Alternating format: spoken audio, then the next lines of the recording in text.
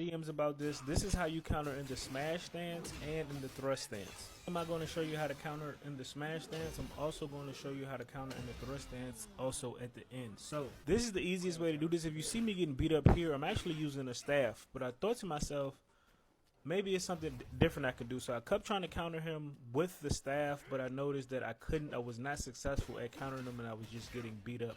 So I thought about it. I switched over to my spear that I had in my equipment, and then I went back and tried it again. And it changed completely. It's way easier to parry with the spear than the actual staff. If you see here, I was able to pull it off so many times consistently with using the actual spear. I think it's just because the hitbox is a little different with the spear. It's a little bit bigger than with the actual staff. It's way tighter. It's so much easier to do with a spear. Yeah, see that? It's so much easier. I can't wait to post about this today. It's so much easier to do with a spear, bro. Bigger than with the actual staff. Is way tighter, especially fighting this enemy. I chose to fight these monks because they are kind of fast. So I know if I could pull it off on them, I could pull it off on someone else. So this is just more shots of me actually pulling it off successful. So how do you do it?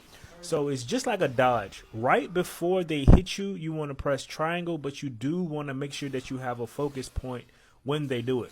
So as they're punching, you press triangle and it's going to counter their attack, and you'll know you've done it successfully by these red sparks that come off. So if your weapon is ever black, that just means that you used it for a smash attack. But if it turns red as they hit you, that's when you know you've done it successful.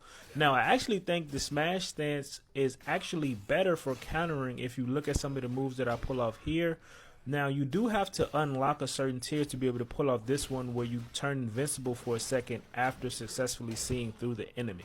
So seeing through the enemy, countering, all the same thing. But you see here in the thrust stance, I'm arguably to say that this one is a little bit better and a little bit cooler when it comes to actually parrying the enemy and seeing through their attacks. Let me know what you think in the comments. Like, follow, and share.